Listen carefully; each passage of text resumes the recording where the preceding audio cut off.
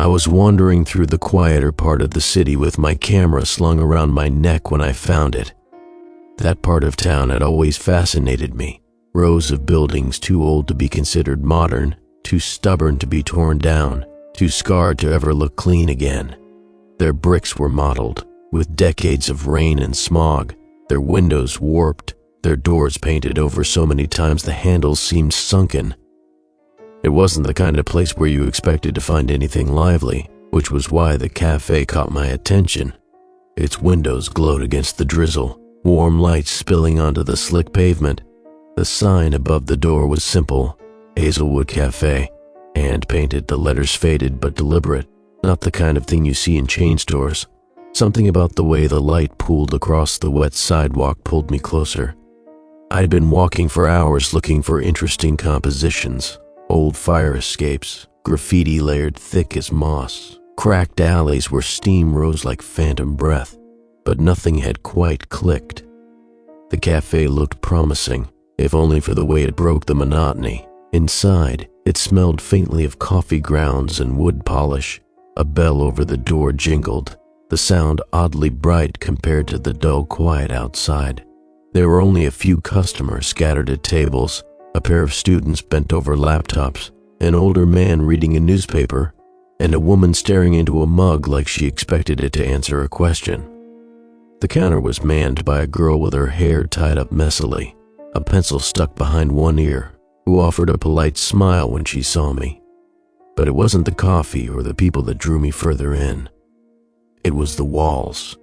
Every inch of them was covered in photographs, hundreds, maybe thousands, pinned in tight rows that climbed from the baseboards to the ceiling, wrapping around the whole cafe like paper wallpaper. Most were Polaroids, faded, whites and smudged blacks, colors muted with age, but some were glossy prints, others the cheap squares you get from instant booths. I stood there for a moment, rain dripping from my jacket, scanning the sheer number of them. At first glance, it seemed like a collection of happy moments, groups of friends huddled together, couples holding hands, people holding mugs or plates of pastries. A familiar cafe gimmick: take a picture of our patrons, display them proudly, show we're part of the community. But then I noticed it. Every photo was wrong. The bodies were there, shirts, dresses, coats, jewelry, arms slung around shoulders, hands clutching cups, but not a single head. Not cropped out, not blurred, not cut by accident. Just absent. In every photo, from every angle, the necks ended abruptly in a blank space. Some looked like the head had been cleanly erased with scissors, others like it had never existed at all. A girl in a striped sweater sat laughing with her friends, her hands mid-gesture, but above her collar was nothing. A man leaned against the counter, his watch catching the light, his posture casual and alive, but from the shoulders up, emptiness. I stepped closer, heart suddenly thudding louder than it had all afternoon. At first, I thought it might be intentional. Maybe the cafe owner was some kind of conceptual artist. But no, there were too many of them, spanning decades if you judged by the clothes. Styles shifted from bell-bottom jeans to bomber jackets to modern hoodies, and yet the effect was the same. Heads missing. I moved along the wall, squinting at the oldest ones. Faded Polaroids with the corners curling, still clear enough to show men in suits and women in floral dresses. Even they were wrong. Always wrong. Always headless. "You okay there?" the barista called softly. I glanced back. She was watching me with an expression that was polite but tense, like she was used to this exact moment. I realized I'd been standing in front of the wall for too long, staring, maybe breathing heavier than I thought. "Yeah," I muttered, turning back toward the counter. My voice sounded thin, like it didn't quite belong to me. "Yeah, just looking. Everyone does," she said, and that was the end of it. She dropped her eyes back to a notebook on the counter, tapping her pencil as though nothing was strange at all. I ordered a black coffee, mostly to give myself something to do, and chose a small table near the window. From where I sat, the wall pressed at the edge of my vision like an audience. I tried to ignore it, to sip my drink and watch the rain streak the glass, but the sensation grew. It felt like being in a room where everyone had just stopped talking, waiting for you to notice why. I took out my camera, habit more than anything. It was my shield in unfamiliar places. The Nikon felt solid in my hands, its weight grounding. I fiddled with the settings, adjusted the aperture, and snapped a few shots of the interior, the counter with its neatly lined pastries, the chalkboard menu, the old man still bent over his paper. When I glanced at the digital screen to check the exposure, my stomach lurched. The old man had no head, neither did the students, nor the barista, nor the woman with the mug. Their bodies were there, sharp and crisp in the photo, but above their shoulders was only blank space. I looked up sharply. In real life, they were all normal. The old man licked a finger and turned his page. The students whispered to each other. The barista scribbled something down, but in my camera, gone. I flipped through the shots, pulse hammering now. Every single one had the same defect. Clean, empty absence where the head should be. The settings were fine, the lens clear. I rubbed at it frantically with my sleeve, snapped another. The result was identical. I shoved the camera back into its bag, suddenly self-conscious. Nobody else in the cafe seemed to notice. Nobody else seemed to care. I forced myself to finish the coffee, though it tasted bitter and sour now, metallic almost, and left a film on my tongue. When I pushed the cup away, stood. The bell over the door jingled again, and I felt a rush of relief stepping into the rain. The drizzle plastered my hair to my forehead, but I didn't care. The air outside was sharp, bracing, alive. I kept walking, faster than before, like distance alone could scrub the cafe from my head. But I knew I'd be back. That wall had imprinted itself behind my eyes, the wrongness of it, the impossible consistency. It wasn't just some odd gimmick, some local quirk. It was something else, something I needed to understand. And deep down, beneath the unease, was something sharper, the thrill of having found something new, something no one else had captured yet, something worth a photo.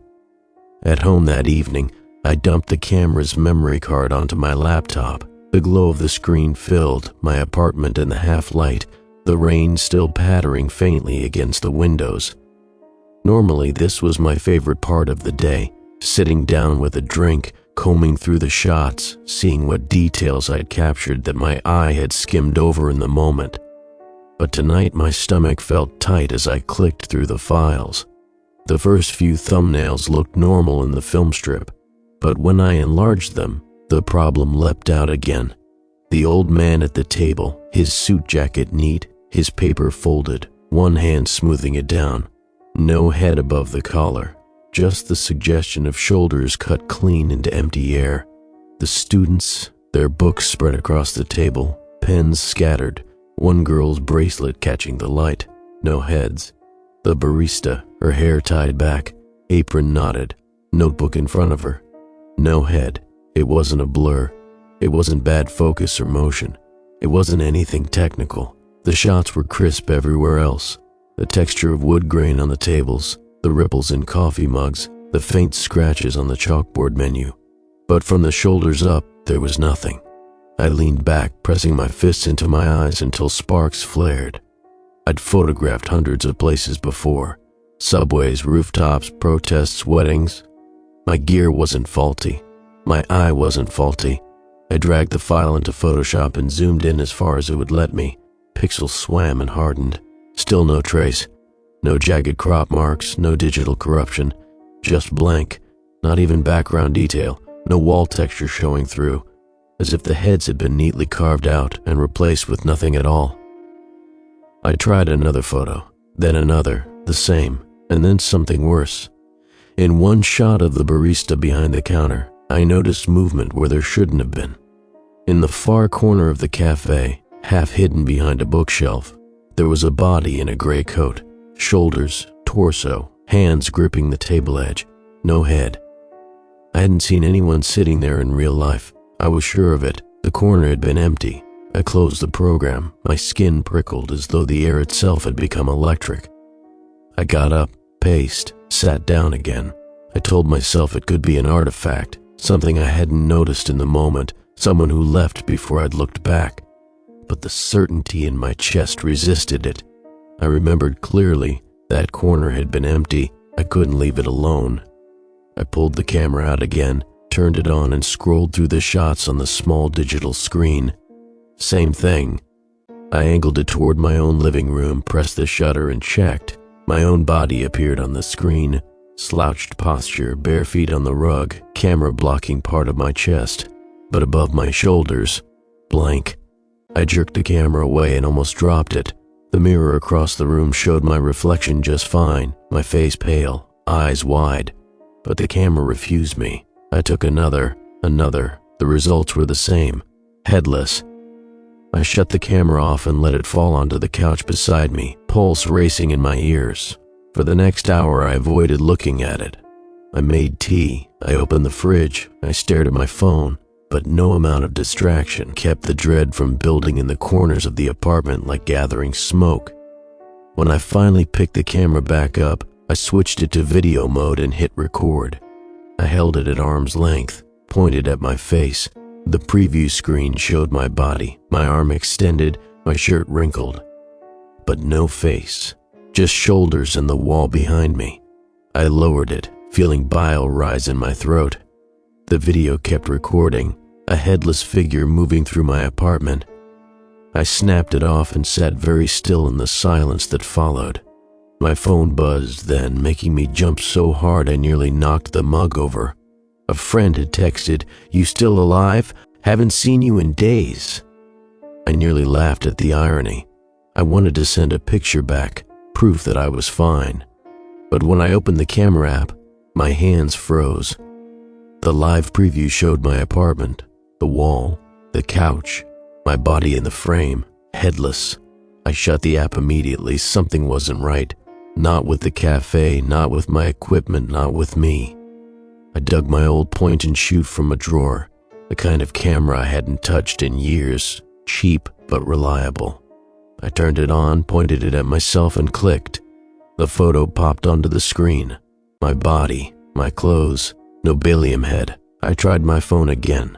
Same. It wasn't just the Nikon, it wasn't just one device.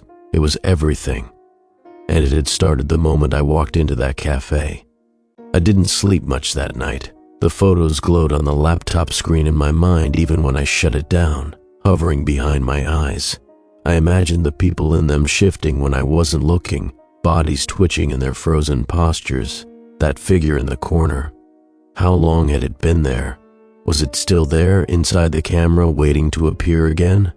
By morning, I knew I'd have to go back. Not because I wanted to, because I couldn't live with not knowing. I told myself I'd get answers, that I'd confront the staff, demand an explanation, tear the truth from their silence if I had to. But underneath that, buried deep where I didn't want to look, was something else. The same spark I'd felt the first time I saw the wall, that strange pull toward the uncanny, the need to capture what nobody else could.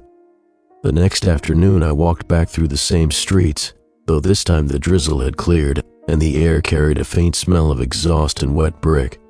My camera felt heavy in its bag, each step tugging it against my hip like a reminder of what I'd seen. I'd spent the morning turning over excuses, telling myself maybe I'd find something rational, an optical trick, tampered equipment, some elaborate prank. But the unease in my gut grew heavier the closer I got. When the cafe came into view, it looked just as it had the day before. Same glow in the windows, same muted hum of conversation behind the glass. Nothing outwardly sinister, just another small business tucked into the bones of the city. The bell over the door chimed when I pushed it open, and the scent of roasted beans and baked bread wafted out. A handful of customers were spread around the tables again, maybe even the same ones, laptops open, mugs steaming, the quiet drone of normalcy filling the room. The wall of photographs loomed behind them. I kept my eyes averted at first, pretending to scan the menu board as I approached the counter. The same barista was there, hair pulled back, a pencil stuck behind her ear. She looked up and greeted me with a polite, neutral smile. "Back again?" she asked. "Yeah," I said, clearing my throat. "Coffee? Black?" She nodded, turned to fill the order. My gaze betrayed me and flicked toward the wall. The rows of Polaroids pressed in, layered over each other so thick the paint beneath was invisible. Every body without a head. She set the cup down with a quiet clink. I took it, forced a sip, then leaned in slightly. "Those photos," I said. My voice was steadier than I felt. "Why do they all look like that?" Her smile faltered. Only slightly, but I saw it. The pencil stopped tapping. She tucked a strand of hair behind her ear and glanced toward the wall, then back at me. "They're just pictures," she said. "No, they're not," I replied, sharper than I intended. "They're wrong. Everyone in them is—" I stopped myself from saying it too loudly. "They don't have heads. You must see it." A beat of silence stretched. The espresso machine hissed behind her. Finally, she leaned forward an inch, lowering her voice. "If I were you, I wouldn't look too closely at the walls." Her eyes held mine, calm but firm, like she was handing me a piece of advice rather than an answer. Then she straightened and began wiping the counter with a rag. Conversation closed. I stood there gripping the cup until my fingers ached. "That's not good enough," I said quietly, more to myself than her. A man in a gray coat, seated near the window, looked up from his paper. His eyes lingered on me for a second too long. Before flicking back down, I moved to a table in the corner, setting my camera bag on the chair beside me. The coffee tasted sour again, or maybe it was just my nerves. I unzipped the bag, pulled out the Nikon, and set it on the table. If they wanted me not to look too closely, that only meant there was something to see. I lifted the camera, focused on the barista at the counter, and clicked the shutter. She glanced up, expression flickering with mild annoyance. I lowered it quickly, pretended to review the photo. Headless. I turned the lens toward the students by the opposite wall. One leaned forward, whispering, her hand half raised in a gesture of emphasis. I captured it. Checked. Headless. The man in the gray coat, the woman with the mug, the couple that had just entered, each time the same result. I turned the lens toward the wall itself, zooming in on the photos pinned there. Rows of bodies in every pose imaginable. Arms raised, cups lifted, hands flashing peace signs. All of them wrong.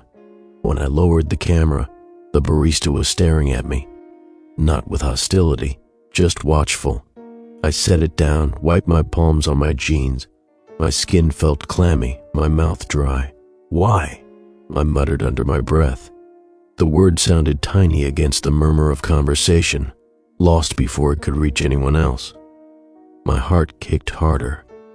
I couldn't keep sitting there, couldn't keep sipping coffee like it was normal. I needed someone to acknowledge it, to explain it. I got up and approached the table where the man in the gray coat sat. He looked up as I neared, folding his paper carefully, expression guarded. "Sorry," I said, forcing my tone casual. "Do you come here often?" His brow furrowed slightly. "Why? I hesitated. My eyes darted toward the wall, then back to him. "The photos. They're strange, don't you think?" For a moment I thought he might answer. His lips parted, his gaze flicked toward the wall. But then he shook his head once, folded the paper again, and muttered, "Not my business." The finality in his tone stopped me cold.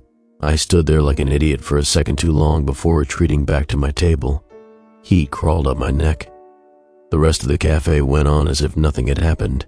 Steam hissed, keys clacked, the faint scrape of ceramic against wood carried across the room, but beneath it I could feel something else. The walls seemed to press tighter. The silence between sounds seemed heavier.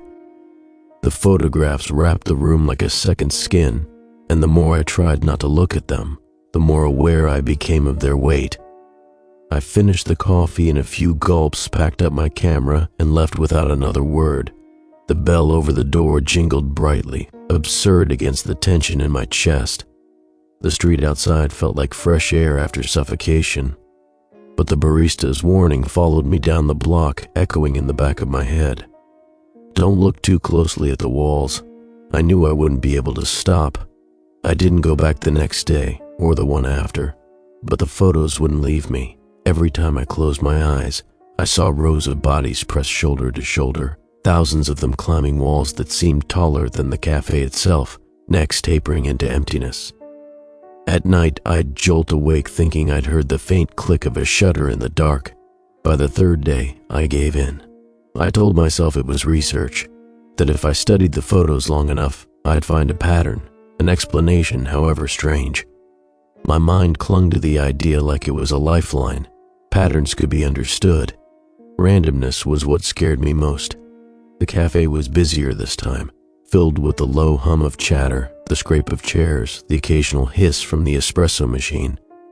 I bought a coffee, nodded at the barista's neutral smile, and chose a seat pressed directly against the photo-covered wall. Up close, the sheer number of images was overwhelming. They overlapped in layers, corners curling, thumbtacks driven in at odd angles.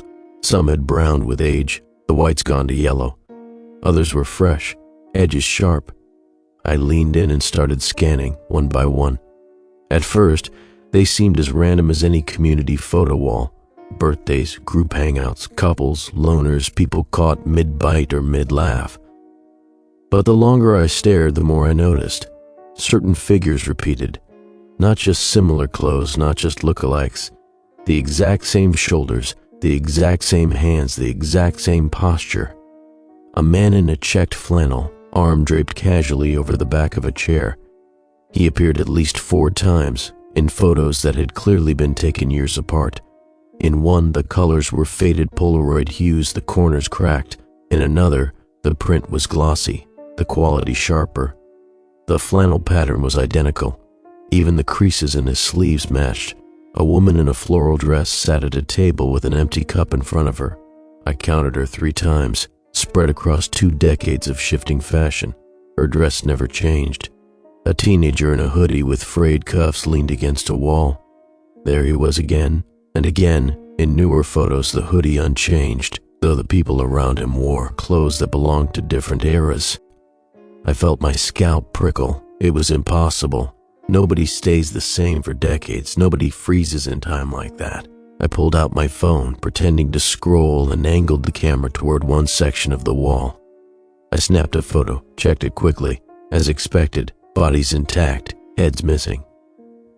But what made my stomach drop was the clarity with which the recurring figures stood out, sharper than the others, as if the camera itself wanted me to notice them.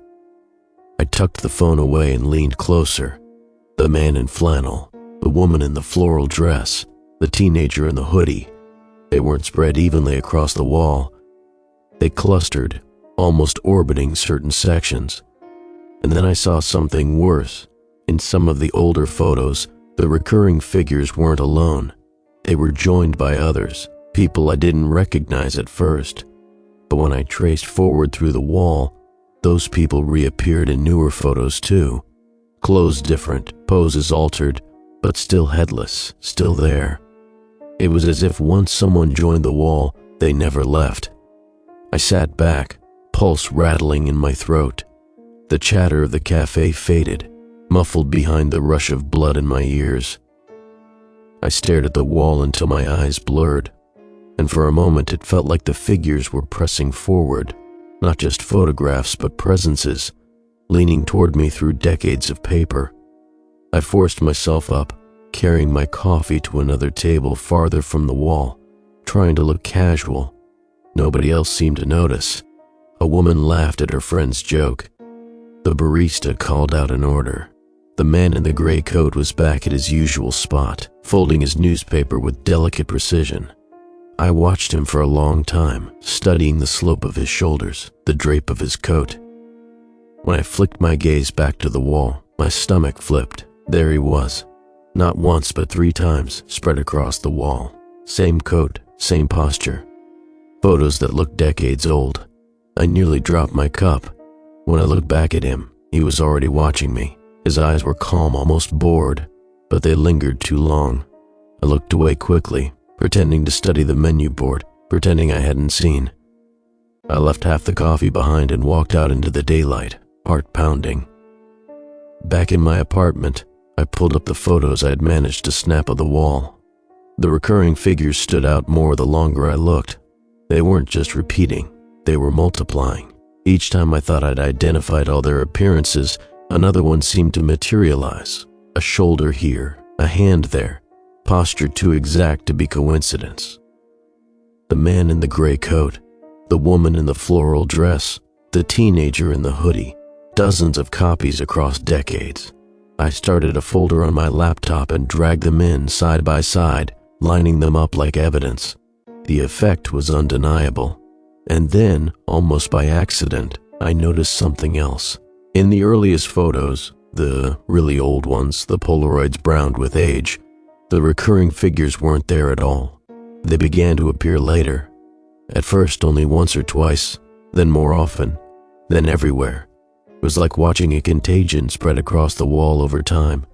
My skin crawled. I shut the laptop, but the images burned behind my eyelids. The barista's warning echoed again, low and steady, "Don't look too closely at the walls." But it was too late for that. I told myself I wouldn't go back for a while. I needed space, time to clear my head, to stop staring at the same few faces until they felt like they were watching me back. But 2 nights later, restless and unable to sleep, I found myself thinking about the man in the gray coat. He'd been in the cafe every time I'd visited, always in the same seat by the window, always folding and unfolding his newspaper with the same mechanical patience. He never seemed to order anything, never seemed to finish his drink if he even had one. When I thought back to the photos, I saw his coat, stiff wool faintly rumpled, as clearly as if he were still in front of me. 3 times on the wall, same posture, same coat, the earliest dated back decades. I needed to see if he'd be there again. The cafe was quiet when I stepped inside that evening, dimmer than usual, the corners sinking into shadow. The barista gave me her now familiar polite smile, one that didn't reach her eyes. I ordered a coffee, more to keep from looking suspicious than because I wanted it.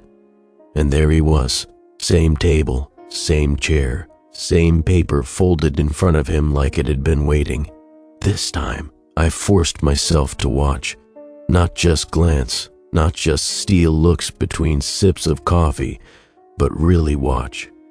He didn't notice, or pretended not to. He kept smoothing the paper, turning it a fraction, then smoothing it again. The pages never turned. I stayed an hour. His posture never changed. On impulse, I lifted my phone under the table and angled the camera discreetly toward him. I clicked, checked the photo, and my blood ran cold. Body, coat, paper, no head. Of course. But in this photo, there was something new.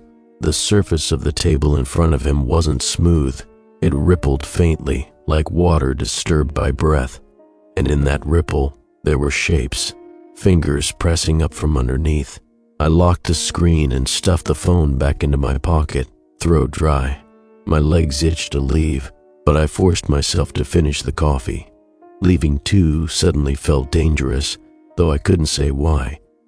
The bell over the door jingled as I left, and when I glanced back through the window, the man in the gray coat was still there, watching me this time. The next morning I scoured the news online, local archives, anything I could access without subscriptions. Missing persons, unsolved disappearances, the usual tragic trickle. I didn't know exactly what I was looking for until I saw it.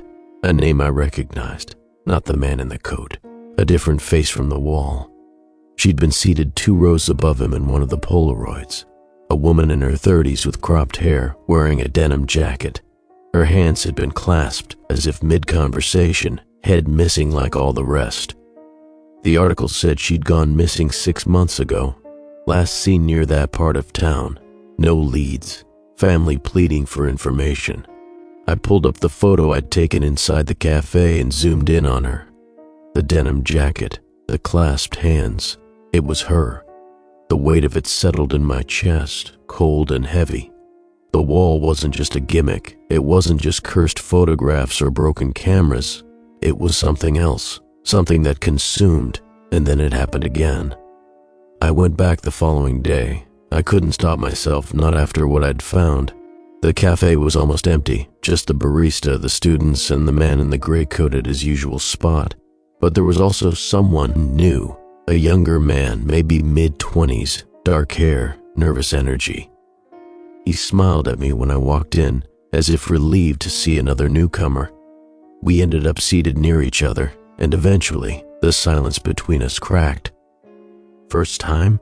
I asked, though I already knew it wasn't true. He laughed quietly. "No, I come here a lot. It's quiet. I like the photos." That stopped me. "The photos?" "Yeah," he said, turning toward the wall. "Weird, right? But, I don't know. Comforting. Comforting wasn't the word I would have chosen. The photos pressed against us like a crowd, bodies frozen mid-gesture, necks cleanly erased. "You ever notice?"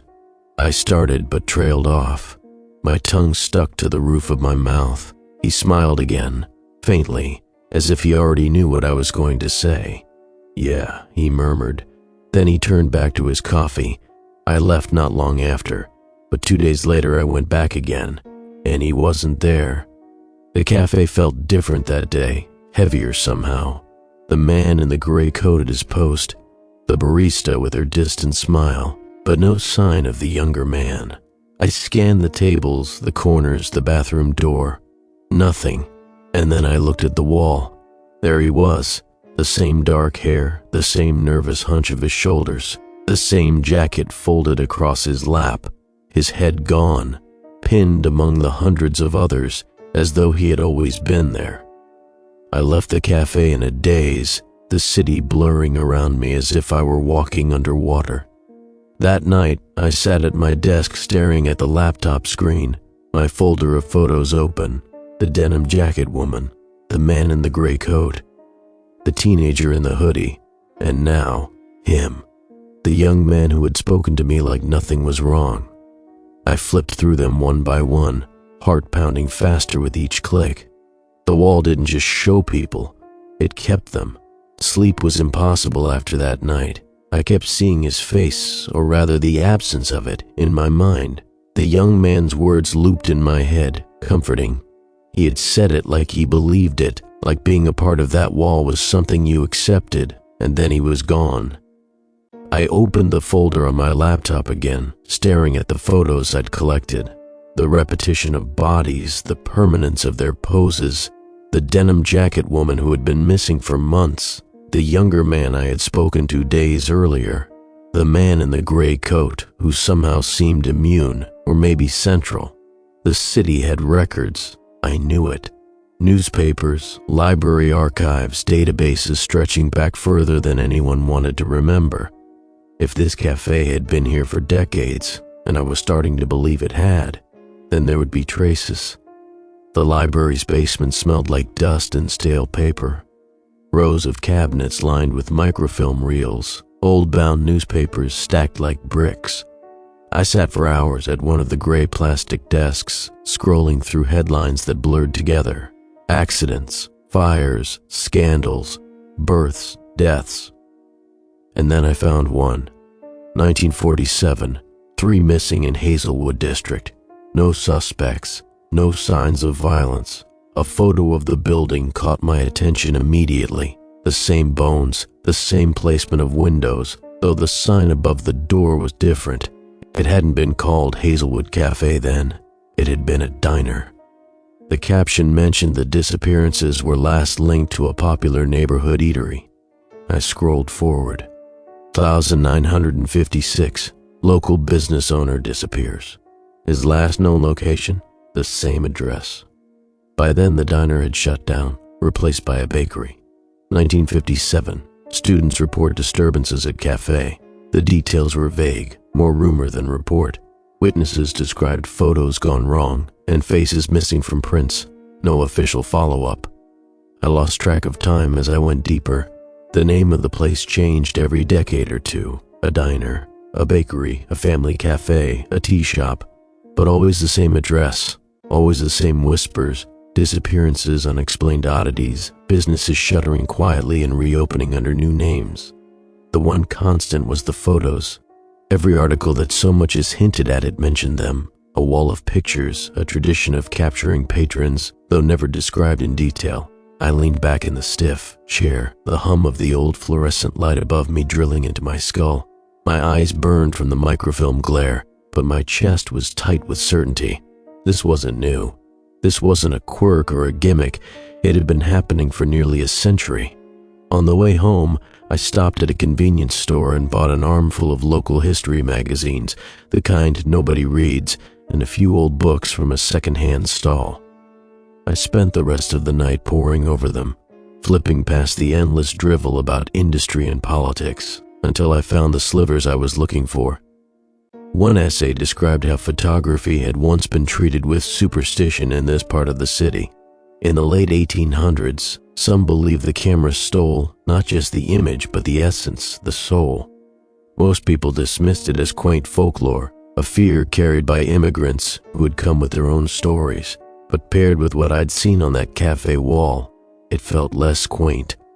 I found a grainy photo of the building from the 1930s when it had been a general store. There were no customer photos in sight then, just sacks of flour in the window, a striped awning sagging with rain. At some point, the photos had begun, and once they did, they never stopped. The next day, I couldn't help myself. I went back. The bell over the door chimed, the familiar warmth of roasted beans wrapping around me. But I felt no comfort.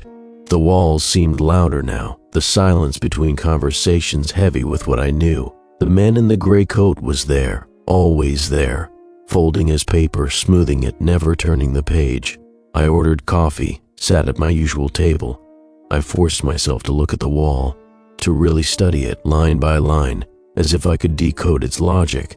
And then I noticed something new. Some of the older photos had been taken down.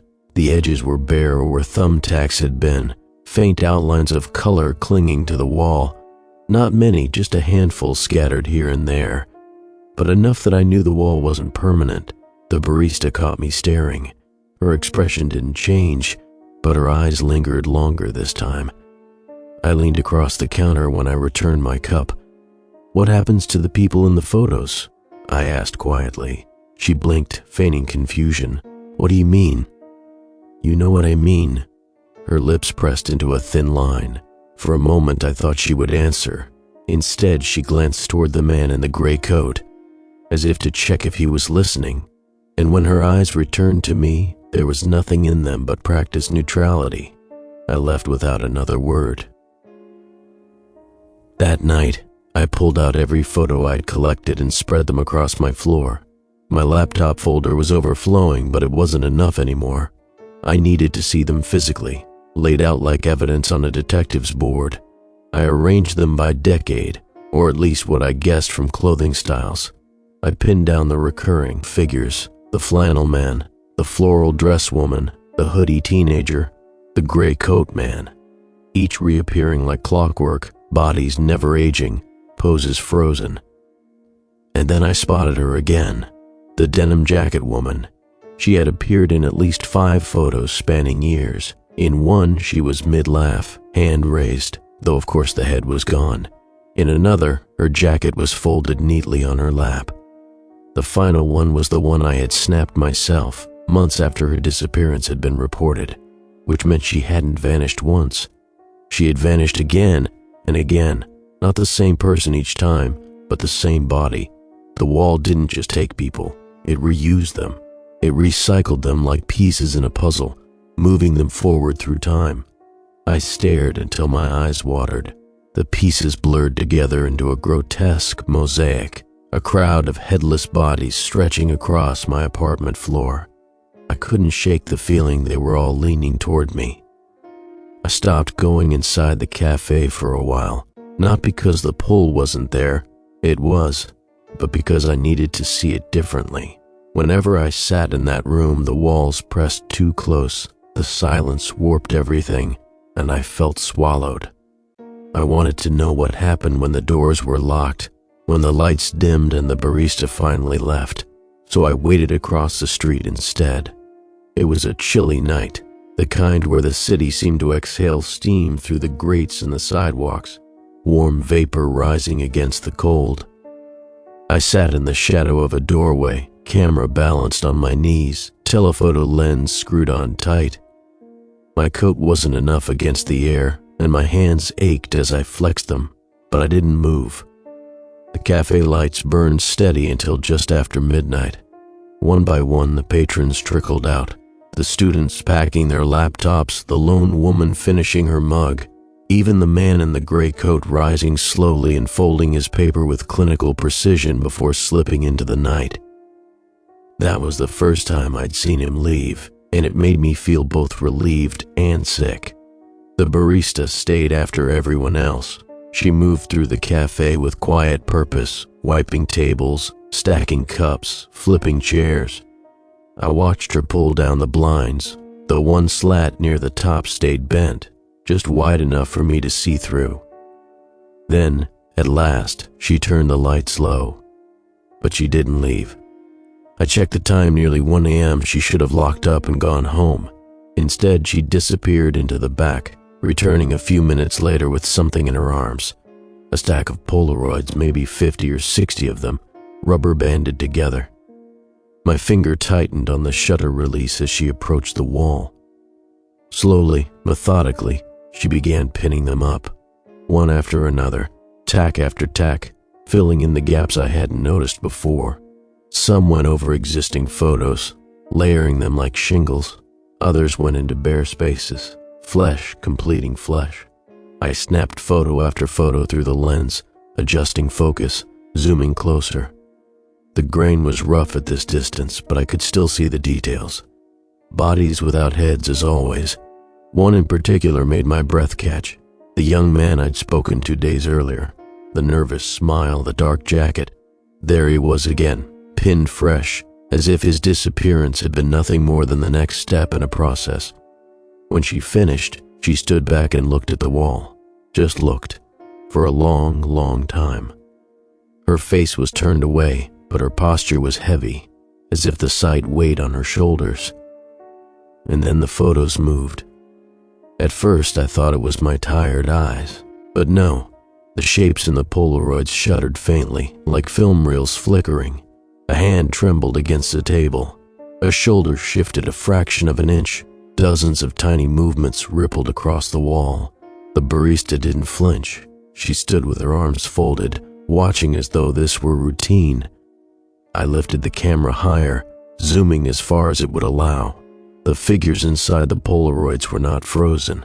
They twitched, adjusted, sometimes jerked like marionettes on tangled strings. The headless bodies were alive inside their paper prisons. My pulse thudded hard in my ears. I fired off, shot after shot, the quiet click of the shutter steady in the night. Then one of the bodies turned. Not the whole thing, just the angle, a shift in its torso, enough that the blank space above the shoulders faced directly outward, toward me. I pulled away from the viewfinder so fast I nearly dropped the camera. My breath came quick and sharp, fogging in the air. When I dared to look again, the wall had gone still. A flat mosaic of headless bodies, silent once more.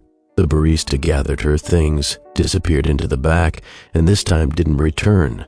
A few minutes later, a sliver of light appeared in the alley beside the cafe as the side door opened. I caught a glimpse of her stepping out, shoulders slumped, before she vanished into the night. I stayed there long after the lights went out. My legs cramped, my fingers numbed, but I couldn't move. The images replayed behind my eyes, the wall shifting, the figures twitching, the body turning outward as if it had seen me. When I finally dragged myself home, dawn was already bleeding into the sky. I locked my door twice, drew the blinds, and set the camera on the table with shaking hands. I scrolled through the shots. Grainy, yes, but clear enough. The barista pinning the photos, the wall alive with tremors, and one frame where a blank, headless silhouette faced the lens, its missing face somehow directed at me. I shut the laptop. The apartment felt smaller than ever. I hadn't just confirmed the truth, I'd been noticed. For 2 days I couldn't touch the camera. It sat on the table where I'd left it, black and heavy, the lens still capped, as if it were waiting for me. Every time I glanced at it, I remembered the still frame, how that blank space had shifted to face me, how it had seemed aware, but leaving it alone was impossible. The more I tried to ignore it, the more I felt pulled back toward the cafe, toward the wall, toward answers. By the third night, I knew I had to go inside again. Watching from the street wasn't enough anymore. The patterns, the movements, they were proof, but not explanation, and I couldn't shake the thought that somewhere in that building was the real heart of it. Something hidden in the back, something I hadn't seen yet. I waited until after dark. The cafe closed early on weekdays, 10 o'clock, and by 11 the block was quiet, most windows dark. I walked with my hood up, keeping to the shadows, camera left at home this time. The only thing I carried was a small flashlight and a pocket knife, more for comfort than defense. The front door was locked, of course, but the alley beside the building was narrow and littered with trash bins. I slipped into it, pressing against the damp brick, and found the side door the barista had used that night I'd watched her leave. Its paint was chipped, the metal handle worn smooth. I tried it, locked, but above it was a small window, half open to vent stale air. I dragged a bin beneath it, the plastic slick with rain, and hauled myself up. The window groaned when I shoved it wider. With a grunt, I pulled myself through, dropping into a dark hallway that smelled faintly of coffee grounds and mildew. The cafe was silent. My flashlight cut thin slices of light across the floor, picking out scuffed tiles and mop buckets. I crept forward, heart pounding so loudly I swore it would give me away, and pushed through the swinging door into the main room. The wall was there, waiting. Even in darkness I could feel it. The air was thicker, heavier, like being in a room filled with too many people holding their breath. My beam caught the rows of Polaroids, the glossy sheen of newer prints reflecting back at me in dull glimmers. I kept moving, not toward the wall this time, but past the counter, into the back. The storage room was cluttered, with boxes of paper cups, bags of beans, cleaning supplies. But stacked in the corner, half hidden beneath a tarp, were binders. Dozens of them, thick, swollen, their spines bent from overstuffed pages. I pulled one free and flipped it open. Photographs slipped against each other, hundreds crammed into sleeves, many yellowed with age. Headless bodies filled every frame, some I recognized from the wall, others I had never seen. Each page was a graveyard of frozen torsos, another binder, then another. None of these had ever been pinned up. They'd been kept here, cataloged as if the wall itself wasn't big enough. My breath grew shallow. I ran my fingers over the photos, the plastic sleeves crinkling. The sheer volume of them was staggering, decades worth, maybe more. And then I heard it, a faint hum, low and steady, pulsing through the floor. It wasn't coming from the binders. It was deeper, behind another door at the back of the room. I turned the handle slowly. It opened with a reluctant squeal. Inside was a smaller space, colder, the air damp and metallic. My flashlight beam caught a cabinet against the wall, tall, locked with a thick padlock. The hum vibrated faintly from it, resonating in my chest like standing too close to a speaker. I stepped closer. My skin crawled. The sound wasn't mechanical. It wasn't electricity. It was something alive. I pressed my palm against the cabinet door. The metal was warm. A rush of dread filled me, but it wasn't enough to stop me. I fumbled with the lock, testing it, shaking it. Too solid. My knife was useless.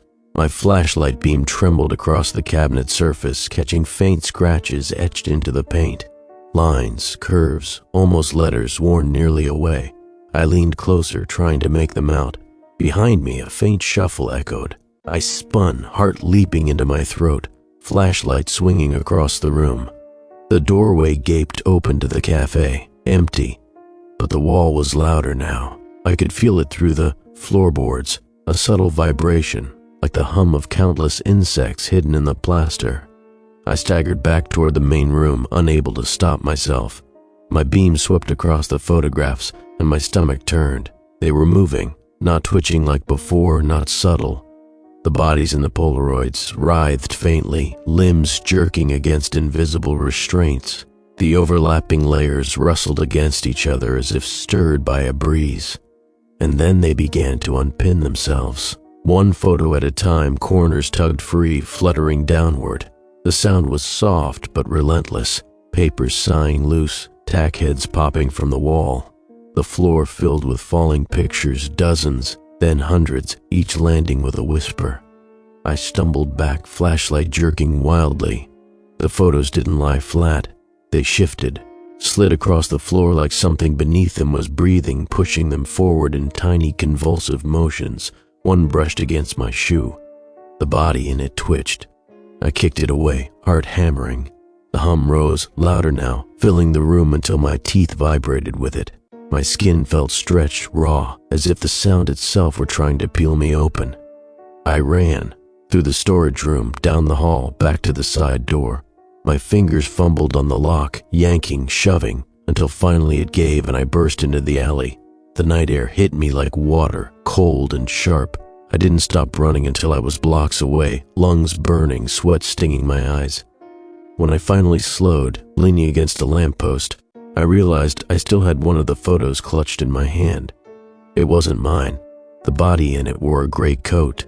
I barely slept that night. Every time I shut my eyes, I heard it again. The soft, papery sigh of photos slipping from the wall, the hum that rattled my bones. When I managed to doze, I dreamt of the gray coat photo I had clutched, the body twitching faintly against the paper as though straining to get out. By dawn, my sheets were twisted around me and my chest ached like I'd run a marathon. I couldn't leave it alone. The binders, the humming cabinet, the way the photographs moved as if alive. It was all connected, and I'd only seen the surface. If I left it now, it would consume me anyway. The next evening, I returned. This time, I came prepared. Crowbar tucked under my coat, flashlight, gloves. My stomach was sour the entire walk, but my feet didn't slow. The city's noise seemed muffled, like everything had drawn back to watch me make the choice I already knew I'd make. The side door was locked, but the bin was still there, the window cracked as before. I climbed through, landing softly on the tiles, flashlight beam cutting across the narrow hallway. The silence inside pressed even heavier than last time, but I didn't hesitate. Straight through the cafe, ignoring the wall, into the back storage room. The binders sat where I'd left them, slumped like corpses in the corner. I didn't open them this time. My eyes went to the door at the back, the one with the humming cabinet. The padlock gleamed faintly in my light. I jammed the crowbar into the shackle and heaved. Metal squealed but held, again, harder. My hands burned, breath grating in my throat. On the third pull, the lock snapped with a crack that echoed like a gunshot in the cramped room.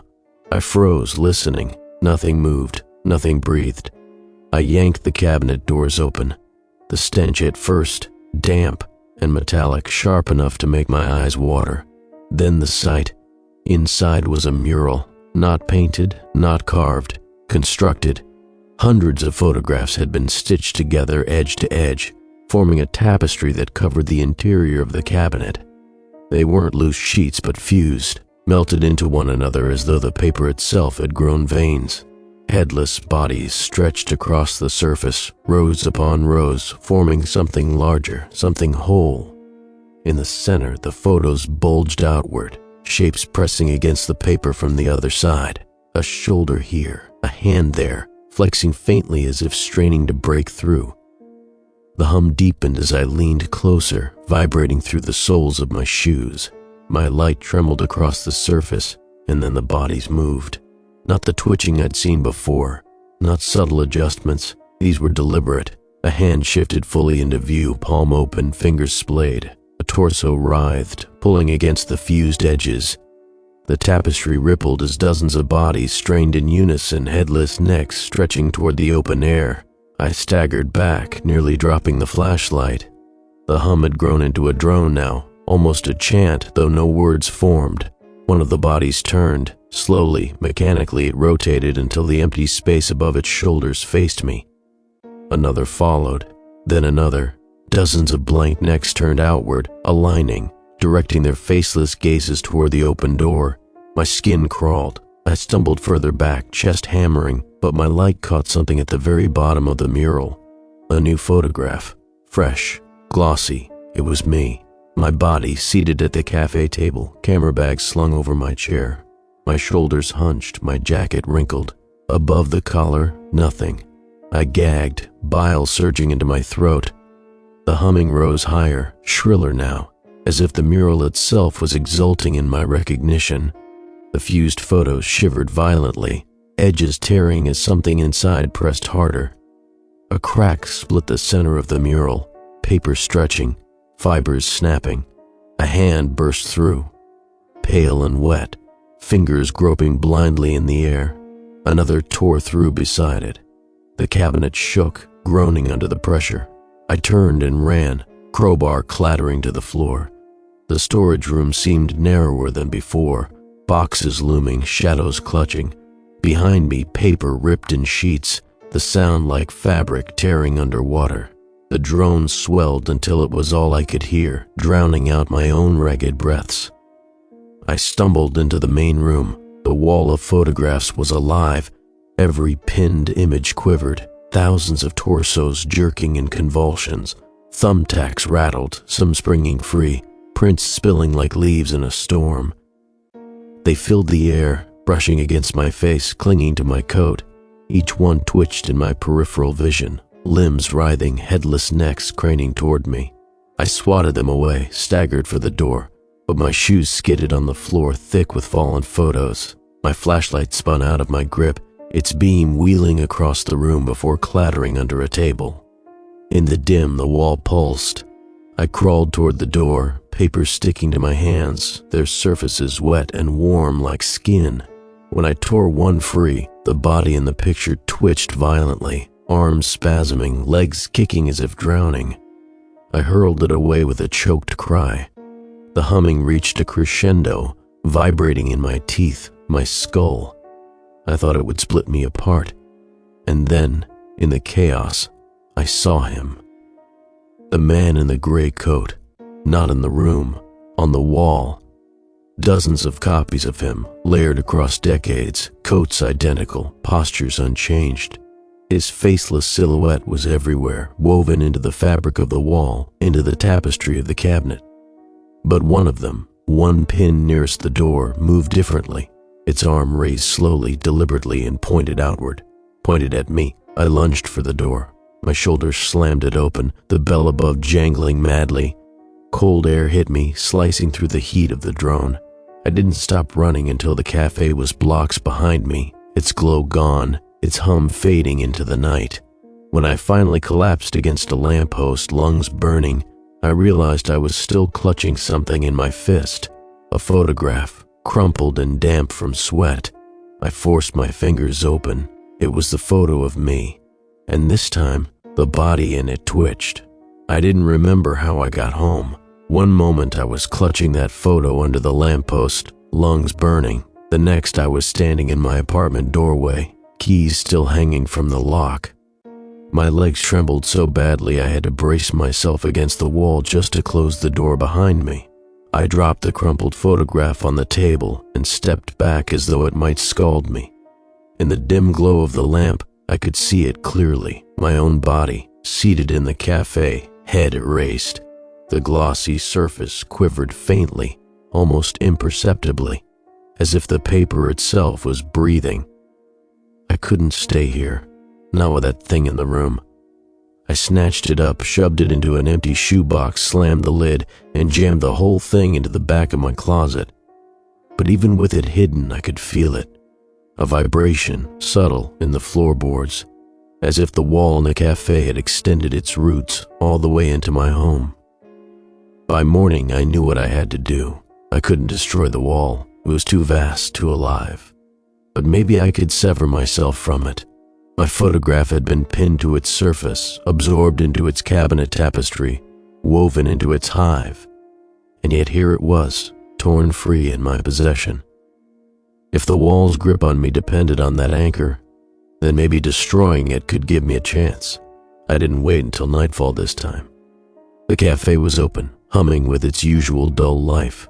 The students bent over their laptops, the older man with his paper, a scattering of others sipping quietly. None of them looked up when I entered. The barista was there, eyes shadowed, expression carefully neutral as always. But when she saw me, I thought, just for a second, that something flickered behind her gaze. Recognition, pity. I didn't order. I didn't sit down. I walked straight to the wall. The room seemed to tighten around me. The photos closest to my face seemed to shimmer, edges softening as though they were aware of my presence. I pulled the shoebox photo from my coat pocket. My faceless body stared back at me. Then I pressed it flat against the wall. The reaction was instant.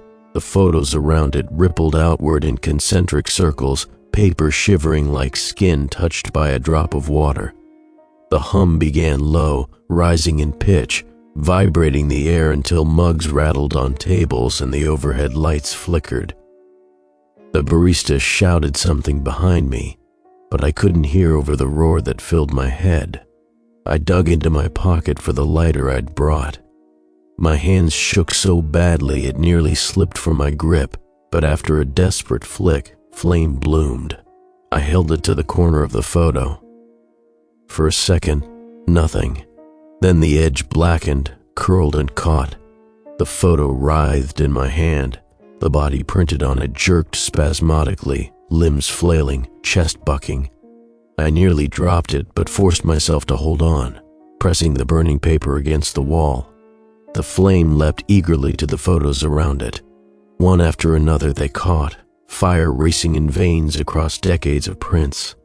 Bodies thrashed against the paper as though trying to escape, only to be consumed. The hum rose into a shriek, 1,000 voiceless mouths screaming at once. I staggered back as fire tore across the wall. The barista screamed, words I couldn't make out, before bolting for the door. The patrons sat frozen, staring at nothing, unmoving even as the flames spread around them. I ran. The cafe was an inferno within seconds. Smoke belched through the open door as I burst onto the street, stumbling, half blind. Behind me, glass shattered, flames roared, and the air filled with the stench of burning paper and something else, something acrid and alive. I didn't stop running until I reached the end of the block. I turned then, gasping, and watched as the building's roof collapsed inward with a deafening crash. Embers spat into the sky, swirling like fireflies. The wall was gone, the hum was gone, and for the first time in weeks the silence felt clean. I didn't know how long I stood there, coughing in the smoke, watching fire crews swarm. By the time I slipped away into the crowd of gawkers, my clothes reeked of ash, my lungs raw. Back in my apartment, I dug out my old camera again. I hesitated before turning it on, heart hammering. Then I aimed it at myself and pressed the shutter. The preview flashed onto the screen, my face, tired, hollow-eyed, smeared with soot, but there, my head intact. I let out a sound that was half laugh, half sob. My knees buckled and I slid down against the wall, clutching the camera like it was a lifeline. For the first time, I thought I might have severed the tie. Days passed. The news reported the cafe's destruction as an accident, faulty wiring, poor maintenance. No mention of the photographs, no mention of the disappearances. The barista wasn't interviewed. The regulars weren't named. It was as though the place had never been more than a footnote in the city's endless churn of losses. But I knew better. I tested the camera again and again, paranoid. Each time my face appeared, blurred sometimes, distorted by my shaking hands, but there, whole. And yet the unease never left. When I walked through the city, strangers sometimes glanced at me too long. In shop windows, reflections seemed to hesitate, a fraction out of sync. And when I uploaded my photos online, friends told me they looked fine, yet to me something was always off, a faint blur around my features, like smoke refusing to clear. I survived. I burned it down. But I carried a scar that no flame could erase, and sometimes, when I close my eyes at night, I still hear it. That low, steady hum. Not loud enough to drown me anymore. Just enough to remind me that walls can always be rebuilt,